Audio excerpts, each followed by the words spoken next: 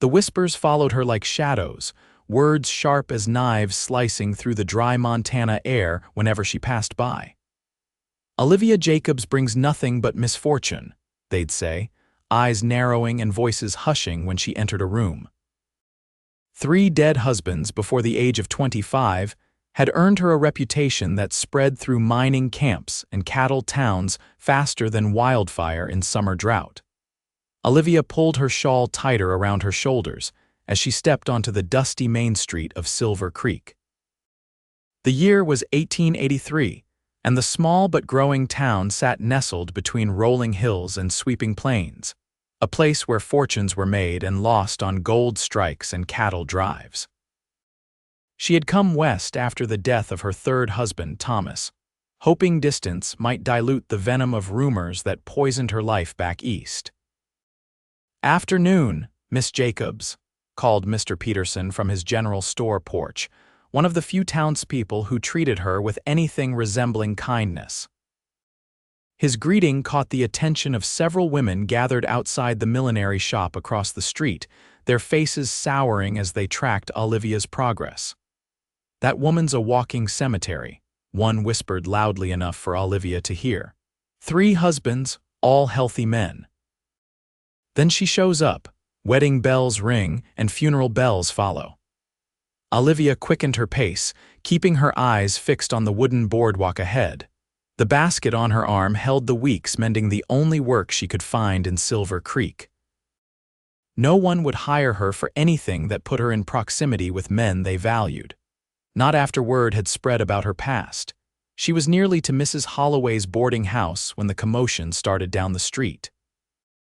Hoofbeats thundered against packed earth, accompanied by whoops and hollers that turned heads all along the thoroughfare. Curious despite herself, Olivia paused. 5 riders galloped into town, dust clouds billowing behind them.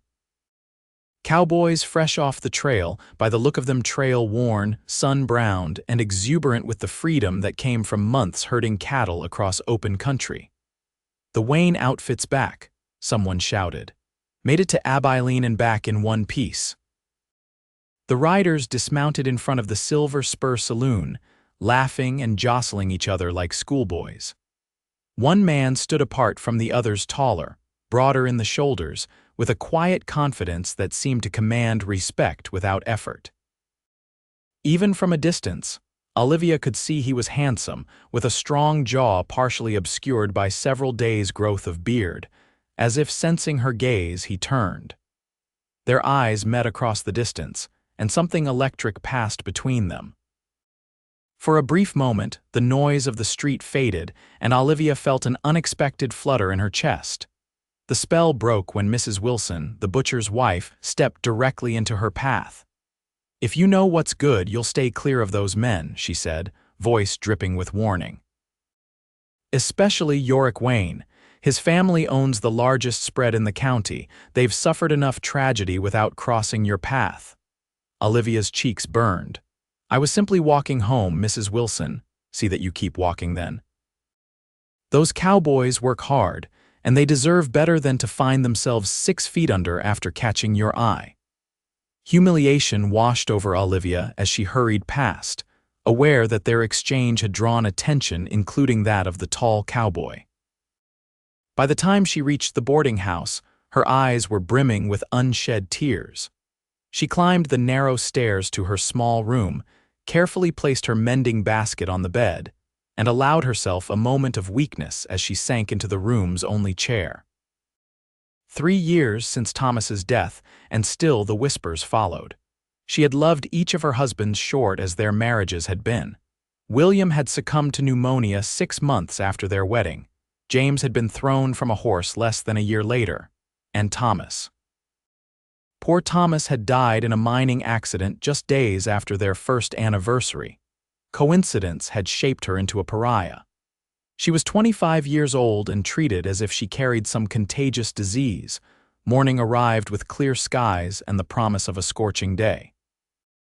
Olivia finished her breakfast quickly, avoiding the curious gazes of the other boarders. With her mending complete, she needed to deliver it and hopefully collect payment.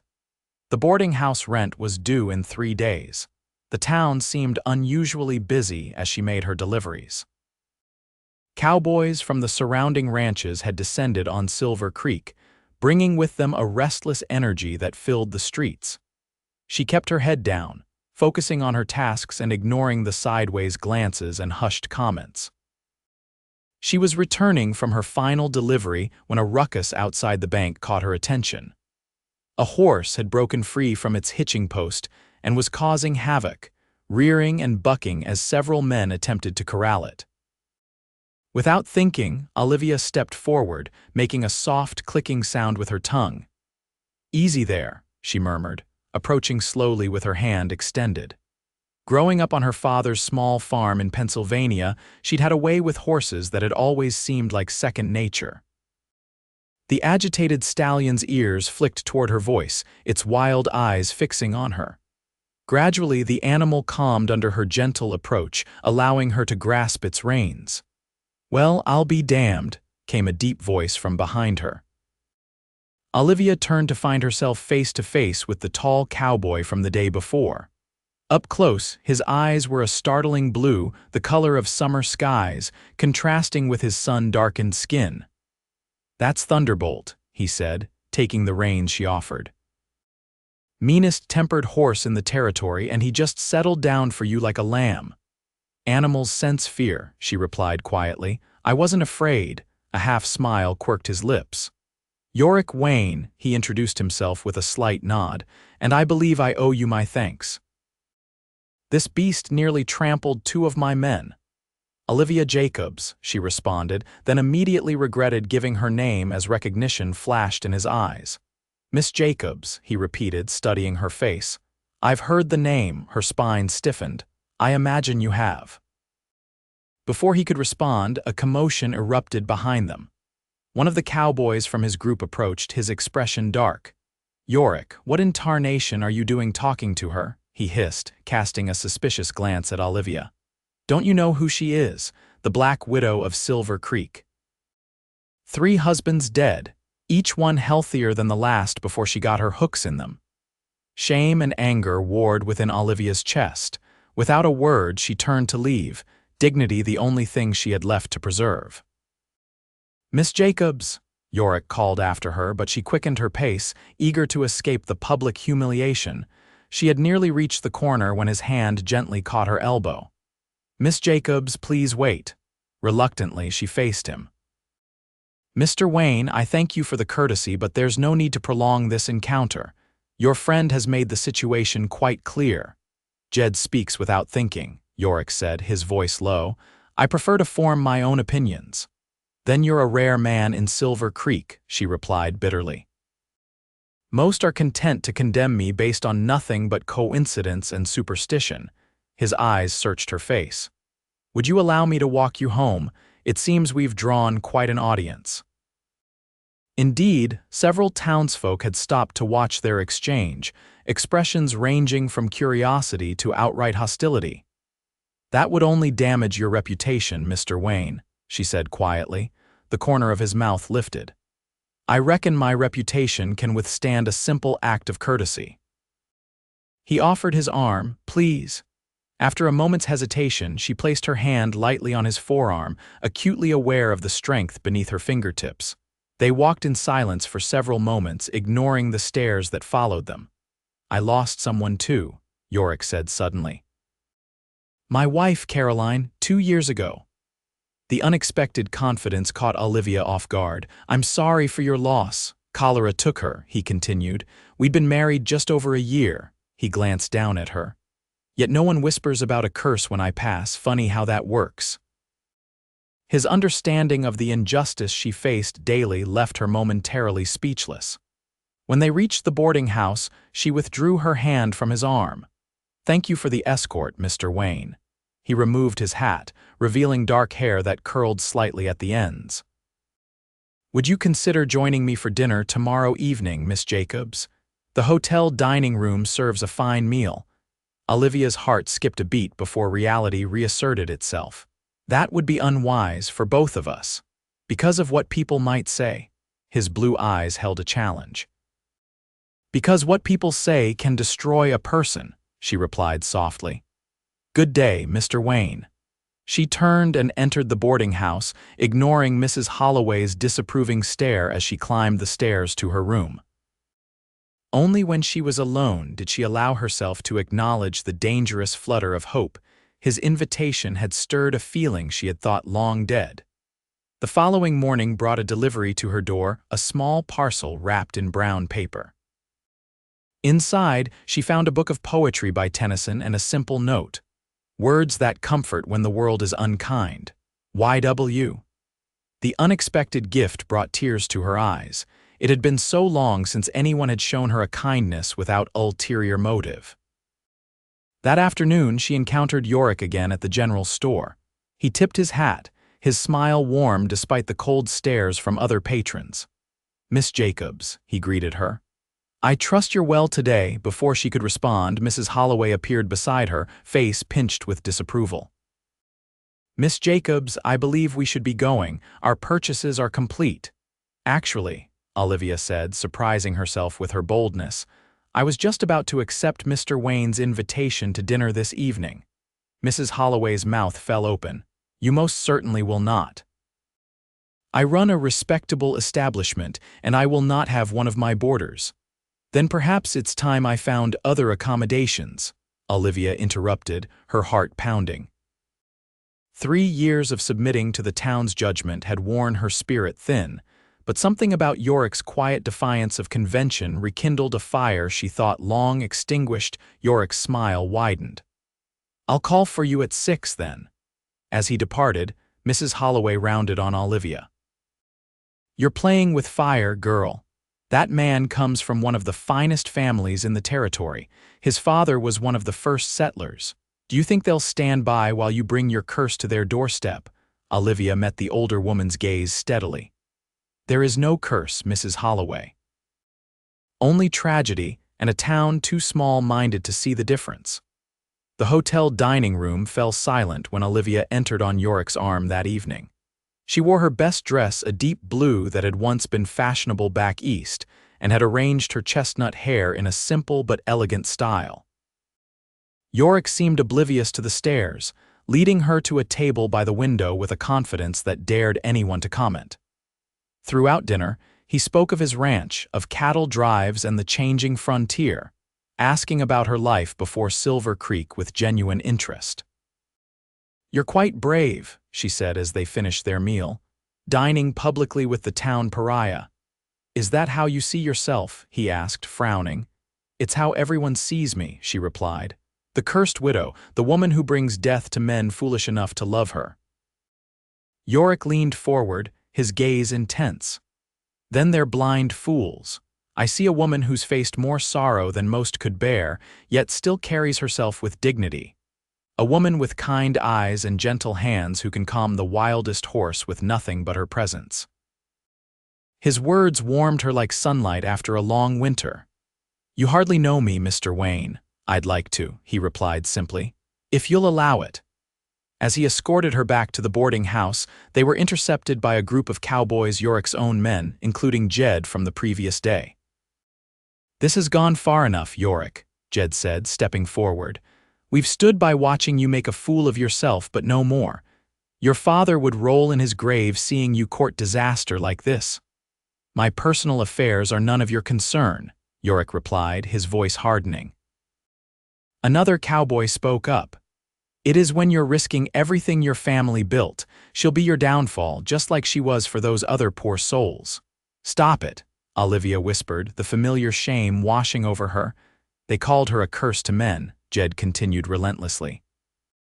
"Look at the facts: 3 husbands, all dead within a year of saying I do. What makes you think you'll be any different?" Yorick's hand tightened around hers as he faced his men. His voice, when it came, was quiet but carried a steel edge that silenced them all. "Then curse me kindly forever," he said, looking not at them but at Olivia. "I'd rather have 1 year in her company than a lifetime of cowardice, fearing shadows and whispers." The declaration left her breathless. No one not since Thomas had stood beside her against the tide of suspicion and fear. "You don't mean that," she said when they were alone again, standing on the boarding house porch. I've never meant anything more, he replied, gently lifting her chin until their eyes met. I've watched you these past days, how you endure their cruelty with grace, how you help others despite receiving nothing but contempt in return. Whatever misfortune visited your past, it wasn't of your making. Tears threatened to spill from her eyes. Your men will turn against you. Then I'll find men with more sense, he countered. Will you allow me to call on you properly, Olivia, not for dinner or conversation, but with honest intentions, her heart hammered against her ribs. People will say you're bewitched, that I've somehow entrapped you. Let them talk, he said simply. I've never given much weight to other people's opinions of my choices. Something blossomed in her chest, then fragile but unmistakable. Hope, perhaps, or the first tentative shoots of a feeling she had buried with her last husband. Yes, she whispered. You may call on me. The weeks that followed brought a gradual shift in Olivia's life. Yorick called on her daily, sometimes bringing small gifts, wildflowers gathered from the prairie, a ribbon for her hair, once even a puppy he'd rescued from a litter when its mother had died. They took walks along the creek that gave the town its name, rode across the rolling grasslands surrounding his ranch, and slowly, cautiously, she allowed herself to believe that happiness might be possible again. Not everyone approved. Jed and 2 other cowboys quit the Wayne ranch in protest. Mrs. Holloway asked Olivia to find other lodgings, citing concerns about her reputation affecting the other boarders. But for every door that closed, another seemed to open. Yorick's sister, Eleanor, arrived from back east and immediately took a liking to Olivia. She offered her a position helping manage the household at the Wayne Ranch, a sprawling 2-story structure that housed not only Yorick and Eleanor but several hands who worked the property year-round. My brother talks of nothing but you, Eleanor confided one afternoon as they prepared dinner together. I haven't seen him this alive since before Caroline passed. Does it bother you? Olivia asked hesitantly. What people say about me? Eleanor's laugh was dismissive. My family has never concerned itself with gossip. Besides, anyone with sense can see those tragedies weren't your doing. She squeezed Olivia's hand. You've brought light back to my brother's eyes. That's all that matters to me. As summer faded into autumn, Olivia found herself increasingly at home on the Wayne Ranch. The suspicious glances in town diminished somewhat as she was seen in Eleanor's company, though there were still those who crossed the street to avoid passing her on the boardwalk. One crisp October evening, Yorick invited her for a ride to his favorite spot on the property, a high bluff overlooking the valley, where the sunset painted the landscape in gold and crimson. As they dismounted, he seemed unusually quiet, almost nervous. I've been thinking, he said finally, taking her hands in his, about what people say, about curses and fate and all manner of superstitious nonsense. Her heart constricted. Yorick, let me finish, he said gently. I've thought about it, and I've decided that even if there were truth to it, which there isn't, I wouldn't care. Life offers no guarantees, Olivia. Any day could be our last, whether we're cursed or blessed or simply existing in this unpredictable world. He dropped to one knee, still holding her hands. I love you. I want to spend whatever days I have, be they numbered in decades or hours, with you at my side. Will you marry me? Tears spilled freely down her cheeks. They'll say you're doomed, she whispered. Then I'll be the happiest doomed man who ever lived, he replied, rising to cup her face in his hands. Say yes, Olivia. Her heart felt too full for her chest. Yes, she breathed. Yes, I will marry you. The news of their engagement spread through Silver Creek like wildfire. Reactions ranged from outright horror to reluctant acceptance, with a few genuine congratulations from those who had come to know Olivia through her association with the Wayne family. You realize what you're doing, don't you? Jed confronted Yorick outside the saloon one evening, a week before the wedding. You're signing your own death warrant. What I'm doing, Yorick replied evenly, is marrying the woman I love, nothing more, nothing less. They called her a curse to men, Jed insisted. How can you ignore that?